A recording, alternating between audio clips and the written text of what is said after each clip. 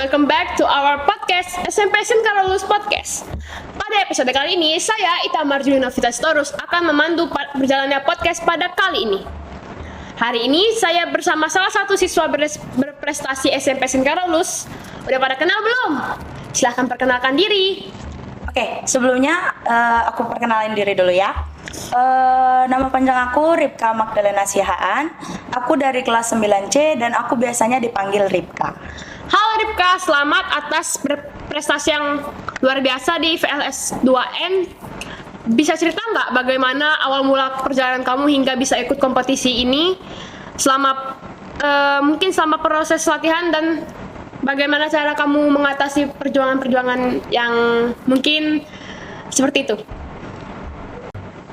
Oke, jadi kalau menceritakan awal-awal aku mulai ikut lomba itu di kelas 8 di semester pertama. Itu aku dapat info perlombaan solo song di grup info lomba SMP Singkara Lulus. Di kegiatan itu ada perlombaan solo song di Dies Natalis Farmasi yang ke-68 dan di awal aku ikut perlombaan itu tantangan yang sangat aku harus hadapi itu adalah kegrogian karena pertama kali mengikuti lomba dan pertama kali juga bernyanyi di depan orang banyak di atas panggung, jadi masih terasa perasaan gugup dan groginya.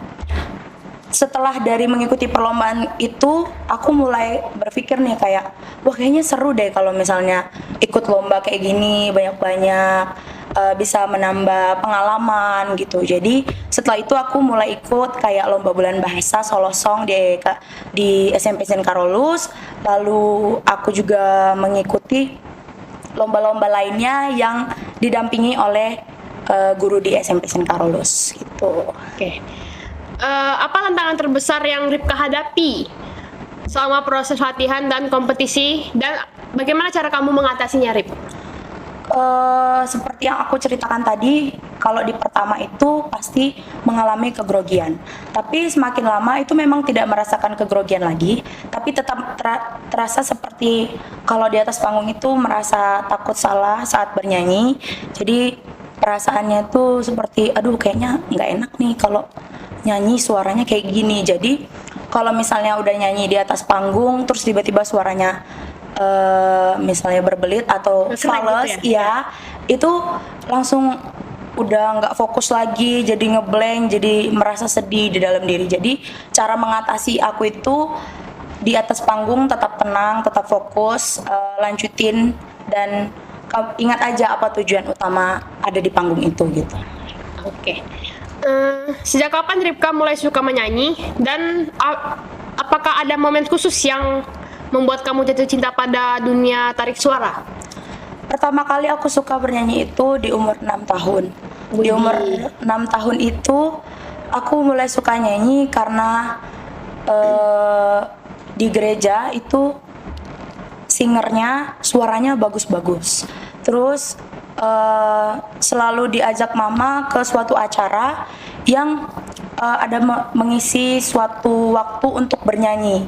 Jadi aku tuh selalu mendengar orang-orang bernyanyi dengan nada mereka lembut seperti itu, mereka menikmati lagu dan mereka tuh nggak membuat kita merasa kayak pusing dengan kericuhan di tempat tersebut. Jadi mereka bernyanyi dengan santai, dengan tenang dan menghibur semua orang. Jadi di saat itu momen khusus itu adalah ketika pertama kali aku diajak mama untuk menyumbangkan lagu di suatu acara teman mama. Di situ pertama kali aku maju nyanyi di depan orang banyak, dan namanya anak-anak pasti ada rasa takut ya, takut malu dan takut disalahkan oleh orang. Tapi di sana tuh aku mulai belajar kayak, oh berarti aku harus melatih mental aku nih untuk bernyanyi di depan orang banyak gitu.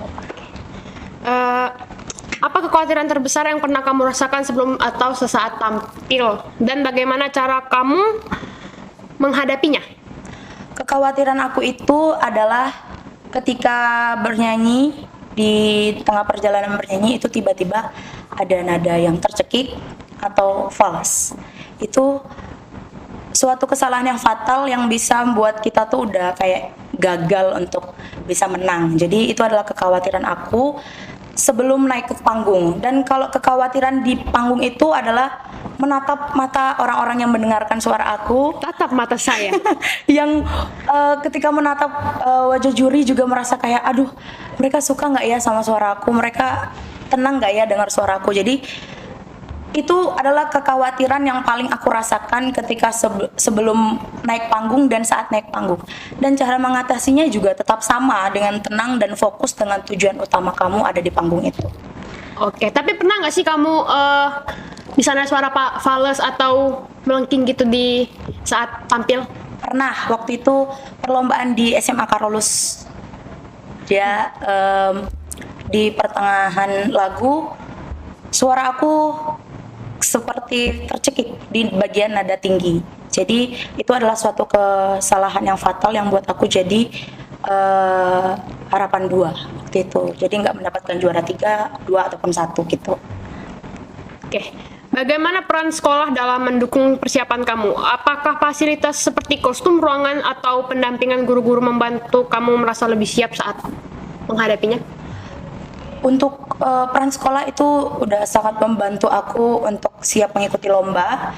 Seperti kostum, ada pengalaman aku bersama Livi, Bu Beata dan Bu Anas. Kita pergi ke tempat penyewaan baju dan di sana tuh kita nyoba-nyoba baju banyak banget. Awalnya tuh sempat gak pede untuk nyoba-nyobanya karena takut aja pas makainya tuh nggak cocok sama aku saat bernyanyi, begitu juga dengan lagu yang bakal aku nyanyiin gitu.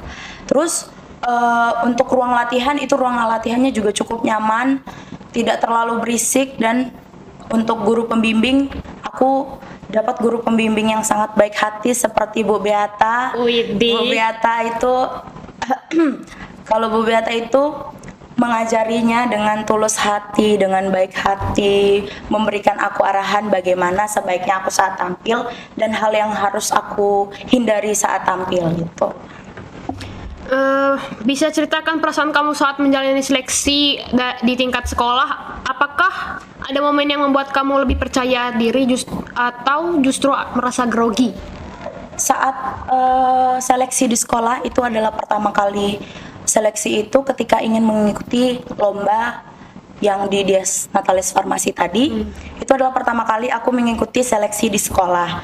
Jadi kami disuruh menyiapkan satu lagu yang kami bisa, yang kami mampu, dan kami kumpul di aula bernyanyi di sana. Jadi kami bernyanyi di atas panggung, Ibu Beata dan teman-teman yang baru pulang sekolah itu semuanya mendengarkan. Jadi itu juga pertama kali setelah sekian tahun aku nggak nyanyi di depan orang banyak, pertama kali juga aku nyanyi di depan orang banyak saat itu sendirian. Jadi ada rasa grogi dan takut untuk menyanyikan lagu itu. Jadi kayak, nyampe nggak ya di nada ini nanti gitu. Dan hal yang membuat aku percaya diri itu adalah banyak teman-teman aku yang support aku waktu itu di situ. Dan yang buat aku grogi itu adalah karena waktu itu masih kelas 8, jadi adik-adik kelas itu baru aku kenal. Jadi adik-adik kelas itu memperhatikan aku dalam banget waktu nyanyi. Jadi aku tuh takut gitu waktu nyanyi, jadi grogi gitu sih. Lagu apa yang kamu nyanyiin kemarin saat seleksi? Itu Semua Aku Dirayakan dari Nadine Amizah. Wih, buset, Nadine Amizah ya guys. Ya. Bisa ceritakan nggak siapa yang paling berjasa dalam mendukung karir musik kamu sejauh ini, dan bagaimana mereka memberikan semangat atau support kepada kamu? Yang paling berjasa ya, yang paling banyak support itu ada 3. Yang pertama itu orang tua, terlebih-lebih mama, karena mama itu dari dulu kan udah mendorong aku, udah memotivasi aku untuk berani bernyanyi di depan umum, di depan orang banyak, di atas panggung. Jadi mama itu setiap aku ikut perlombaan, ayo deh dicoba gitu, pasti bisa kok, menang kalah itu udah biasa. Lalu yang kedua itu, yang paling support aku nggak tahu gimana cara supportnya, tapi Bu Beata, aku tuh ngelihat ketulusan hati dia itu selalu ngajak aku untuk coba lagu baru ketika perlombaan yang kemarin sudah menggunakan lagu ini, misalnya di perlombaan selanjutnya ibu tuh bilang nggak usah pakai yang lagu yang itu Rip, coba ganti lagu, pelajari yang baru gitu. Lalu yang ketiga itu adalah teman-teman sekitar aku. Aku salah satunya nggak sih? Teman-teman sekitar aku itu banyak banget yang support, yang bilang kayak ayo Rip pasti bisa, nggak kalahin aja mereka itu semua. Terus ada juga beberapa adik-adik kelas yang semangatin aku juga, dan aku merasa aku senang sih. Ada nggak kebiasaan unik atau ritual khusus yang selalu kamu lakukan sebelum tampil di panggung, Ripka? Sebenarnya dia nggak ritual khusus sih, cuman ketika aku merasa ini yang mendengarkan nih banyak, jadi aku merasa grogi saat itu, yang aku lakukan itu cuman kayak gosok-gosok tangan, karena sebelum tampil itu pasti tanganku tuh langsung berkeringat ya? dingin gitu. Jadi aku berusaha kayak gini, terus aku tiup-tiup, terus setelah itu langsung berdoa gitu. Gini tiup-tiup langsung doa. Ya. Ada nggak yang selama berkompetisi ini lagu apa yang paling berkesan buat kamu? Dan kenapa memilih lagu tersebut? Lagu yang paling berkesan buat aku adalah ada 2 lagu. Yang pertama itu lagu Senyumlah dari Admes. Itu lagu pertama yang aku bawa untuk suatu perlombaan. Dan yang kedua itu adalah lagu Satu-Satu dari Itkitaf. Kenapa lagu ini berkesan buat aku? Karena lagu-lagunya itu sangat menggambarkan diri aku ketika bernyanyi lagu tersebut. Jadi seperti lagu Senyumlah itu kayak mengajak semua orang untuk tersenyum, walaupun di kehidupan mereka mungkin terbanyak rintangan yang mereka hadapi, tapi berusaha gitu, tetap senyumin aja lah gitu, hari-hari dijalani. Terus untuk lagunya Itkitaf yang Satu-Satu itu seperti mengikhlaskan suatu kesalahan yang memang seharusnya sudah kita maafkan gitu. Bagaimana perasaan kamu saat nama kamu diumumkan sebagai juara 2, dan apa yang pertama kali terlintas di dalam pikiran kamu? Jadi waktu pertama kali aku diumumkan sebagai juara 2 itu, yang pastinya senang, aku terharu juga karena aku bisa dan aku berhasil untuk meraih juara 2 dalam lomba tersebut. Dan hal pertama yang terlintas di kepala aku itu adalah untuk memberikan kabar bahagia tersebut sama orang tua dan teman-teman aku. Jadi kayak langsung chat, "Mama, aku menang nih juara 2, aku berhasil loh," gitu. Jadi gitu.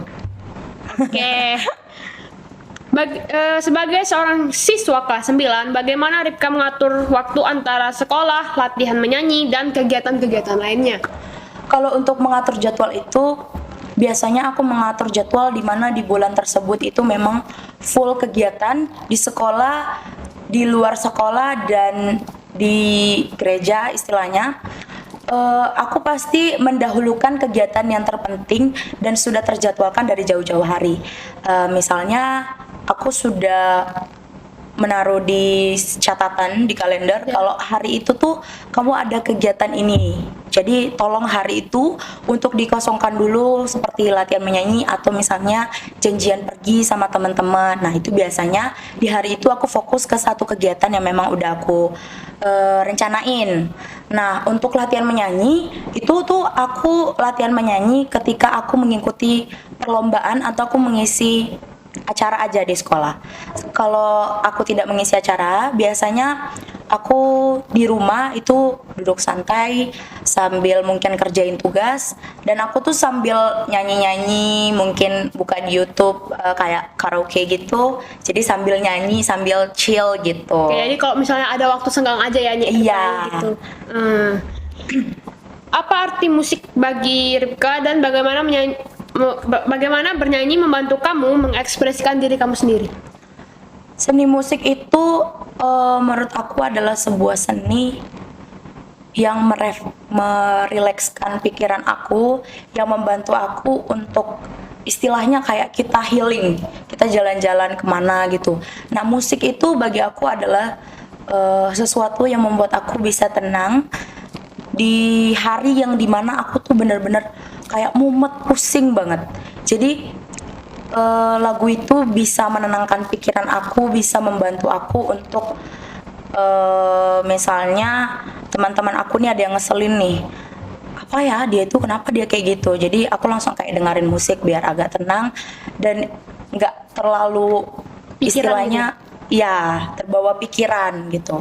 Terus kalau untuk bernyanyi itu membantu aku mengekspresikan diri itu karena lagu itu banyak penyanyi-penyanyi yang menulis lagu itu sesuai dengan kehidupan mereka. Jadi mereka menuliskan lirik dengan tulus, dengan hati mereka, dengan pengalaman mereka. Jadi banyak penyanyi itu yang lagunya itu mirip dengan keseharian aku. Jadi kayak lagu-lagunya Tulus, lagu-lagunya Idgita, Yura Yunita, dan penyanyi-penyanyi lainnya itu tuh banyak banget lagunya yang bisa mengekspresikan diri aku dan kayak menunjukkan kalau hari ini aku lagi kesal, aku tunjukin lagu yang menunjukkan kalau diri aku lagi kesal. Hari ini aku lagi bahagia nih, aku setel lagu, aku misalnya post suatu foto dengan lagu yang menurut aku instrumennya tuh kayak bahagia, vibes-nya happy gitu. Oke. Salah satu lagunya nih apa, Kak? Lagu apa nih? Kalau misalnya lagu lagi misalnya mengekspresikan diri, kalau misalnya lagi sedih atau senang. Kalau mengekspresikan diri akhir-akhir ini kalau lagi sedih itu lagunya It Gitaf yang di Home Sweet Loan yang berakhir di aku. Wih. Nah itu sangat menggambarkan seperti itu tuh bermakna tentang seorang anak yang beban di keluarganya itu dikasih ke dia semua gitu. Jadi dia seperti kelelahan dengan semua beban itu.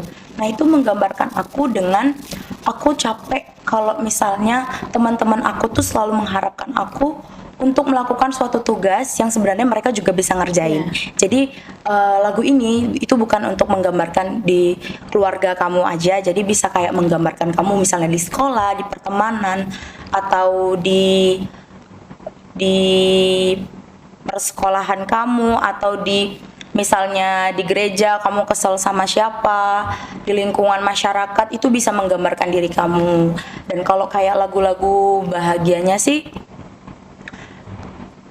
lagu bahagia itu banyak banget ya. Iya. Jadi kalau untuk mengekspresikan kebahagiaan aku dari lagu itu, aku biasanya nyanyi lagu yang iramanya itu asik dan menyenangkan. Itu kayak lagunya Idgitaf juga yang Mengudara.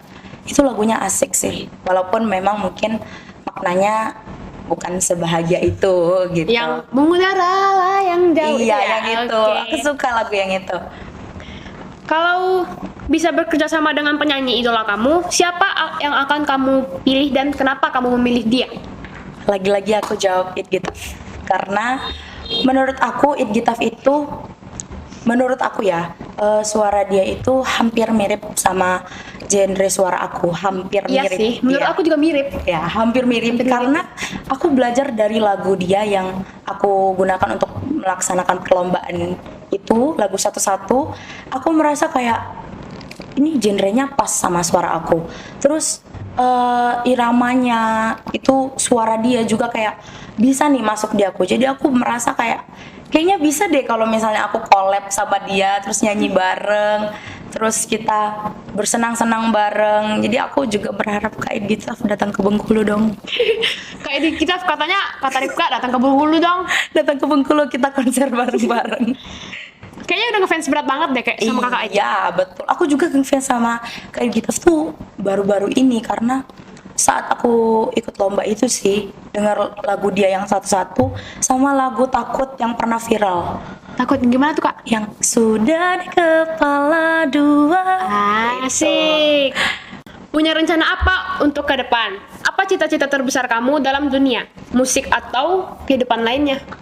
Kalau cita-cita terbesar aku itu sebenarnya nggak ada berkaitannya dengan bakat aku yang satu ini.